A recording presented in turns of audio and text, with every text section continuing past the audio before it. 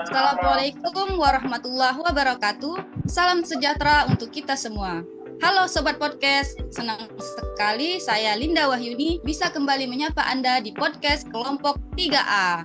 Pada episode kali ini, kita akan membahas bagaimana PT Kereta Api Indonesia atau PT KAI menjadi role model smart government khususnya lewat transformasi layanan tiket dan aplikasi.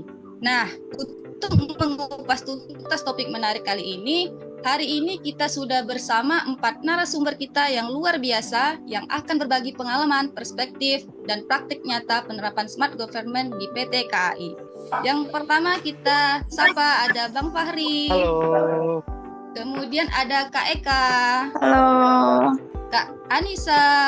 Halo teman-teman. Dan yang terakhir ada Kak Susi. Halo. Oke. Nah, sebelum kita membahas PT KAI lebih lanjut, kita lihat dulu yuk, kita perkenalan dulu sama PT KAI melalui profil berikut ini. Kereta Api Indonesia merupakan badan usaha milik negara yang menyediakan, mengatur, dan mengurus jasa angkutan kereta api serta jasa terkait lainnya di Indonesia. Kami fokus untuk menyediakan sistem transportasi yang aman, efisien, berbasis digital dan berkembang pesat untuk memenuhi kebutuhan pelanggan. Mengembangkan solusi transportasi massal yang terintegrasi melalui investasi dalam sumber daya manusia, sarana, prasarana dan teknologi.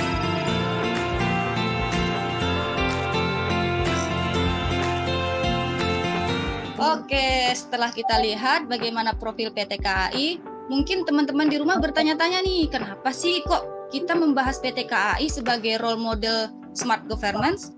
Dari yang pertama, Kak Fahri, bisa diceritain dulu Bang sedikit bagaimana PT KAI? PT KAI kita pilih itu karena sebagai role model karena merupakan contoh instansi yang berhasil melakukan transformasi layanan dan budaya kerja melalui pemanfaatan teknologi digital serta penerapan nilai-nilai akhlak secara konsisten. PT KAI melakukan transformasi besar itu melalui digitalisasi layanan, salah satunya pada sistem tiket.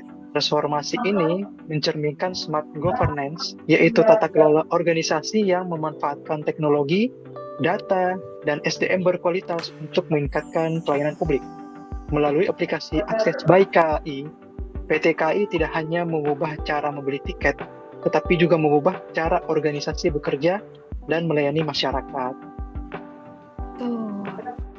Kalau kita mundur ke belakang, seperti apa sih kondisi layanan tiket PT KAI sebelum digitalisasi?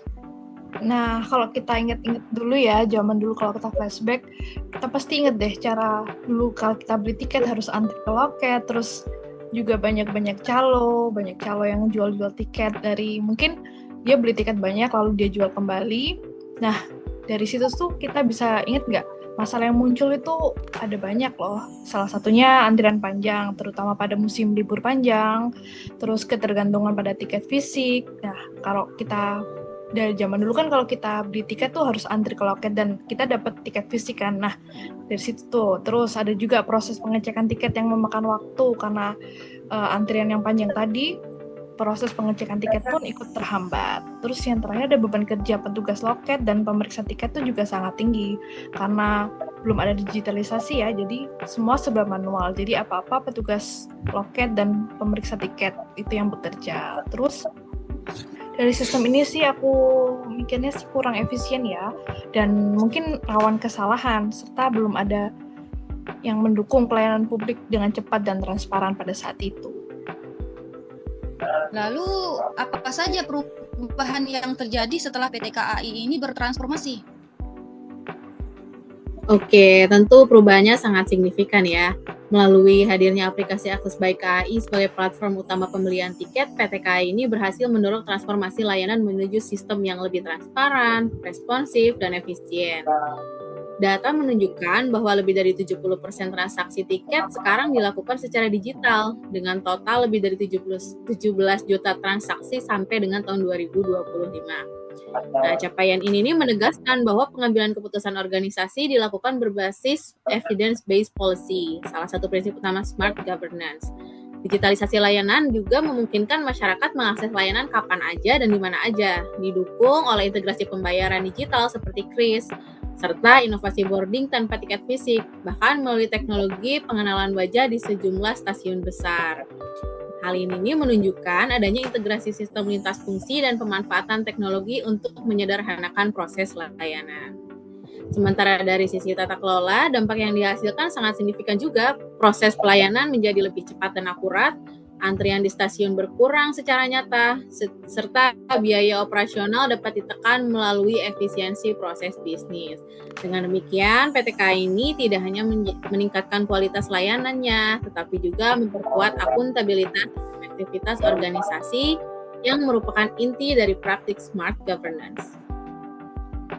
Oke, transport ini tentunya berdampak ya pada SDM. Lalu bagaimana kaitannya dengan manajemen ASN, Kak? Nah, kalau setelah kita dengar dari narasumber 1, 2, dan 3 tadi, ini kan berarti ada transformasi nih ya dari tiket yang manual jadi ke tiket digital. Nah, itu menuntut perubahan kompetensi nih buat pegawai-pegawai PT KAI-nya. Jadi kalau untuk konteks manajemen ASN, pegawai PT KAI ini harus dilatih nih untuk menguasai sistem digital, harus melek digital gitu, karena peran petugasnya ini bergeser dari yang tadi katanya Kak Anissa kan ya kerjanya manual, ngecekin tiket manual. Sekarang tuh berubah menjadi operator dan pendamping layanan digital. Kayak yang disebutin sama Kak Susi tadi, penumpang tuh bisa mandiri nih untuk check-in secara mandiri.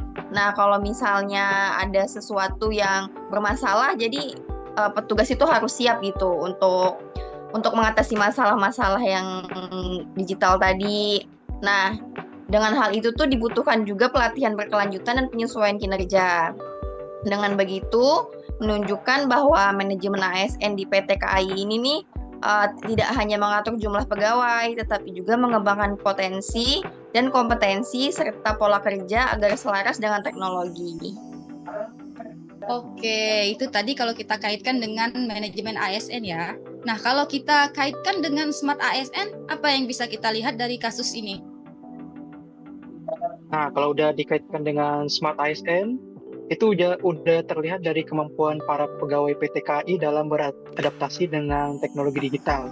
Mereka nggak lagi bergantung pada proses manual, tapi sudah terbiasa dengan bekerja dengan sistem dan data. Pelayanan yang diberikan pun berbasis data, lebih cepat, akurat, dan tepat sasaran. Di sisi lain, efisiensi dan kepuasan pengguna jadi prioritas utama, bukan sekedar menjalankan rutinitas. Pegawai PT KAI sekarang nggak cuma menjalankan SOP secara kaku, tapi juga dituntut untuk berpikir inovatif dan solutif dalam menghadapi berbagai situasi di lapangan. Hal ini sejalan dengan karakter smart ASN, yaitu profesional dalam bekerja, adaptif terhadap perubahan, dan berorientasi pada pelayanan masyarakat. Oke, nah selain dari manajemen ASN, smart ASN, apa nih yang menjadi prinsip smart governance-nya yang ada kaitannya dengan PT KAI? Oke, kalau untuk smart governance, seperti yang disinggung sama Kak Fahri ya, PT KAI ini sudah mengutamakan efisiensi dan kepuasan pengguna, terus juga dia sudah adaptif terhadap perubahan, serta berorientasi sama hasil, juga adanya transparan. Nah, ini sudah menunjukkan kalau PT KAI ini nih memegang prinsip smart governance. Bukti keberhasilannya itu PT KAI mendapatkan berbagai penghargaan transformasi digital, termasuk Going Digital Awards dan predikat BUMN dengan transformasi digital terbaik. Oke, keren sekali kalau saya dengar ya berita tentang PT KAI ini. Nah, apa pembelajaran penting dari transformasi layanan tiket PT KAI ini, Kak? Iya, dari semua yang tadi kita udah dengar, ada beberapa pelajaran penting nih yang bisa kita ambil. Yang pertama, teknologi ini harus dibarengi dengan kesiapan SDM ya, karena jangan cuma teknologi aja yang udah canggih, tapi SDM-nya masih kudet. Terus digitalisasi meningkatkan efisiensi dan transparansi dari layanan itu.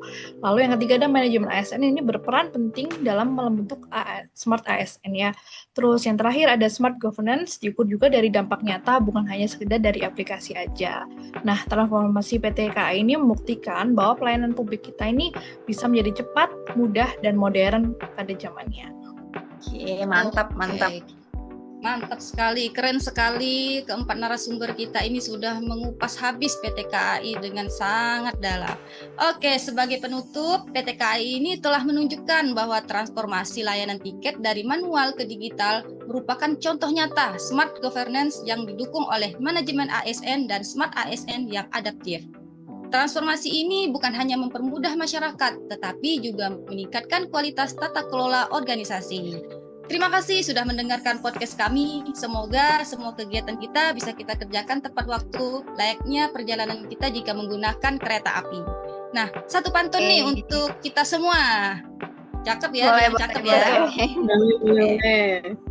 Naik kereta sambil buka aplikasi. Cakep. Tiket digital tinggal dipindai. Cakep. Smart ASN kerja pakai inovasi. Diskusi berakhir, semangat melayani tiada henti. Wassalamualaikum warahmatullahi wabarakatuh. Sampai jumpa di episode berikutnya. Mantap. Dadah. See you guys. Bye. Bye-bye.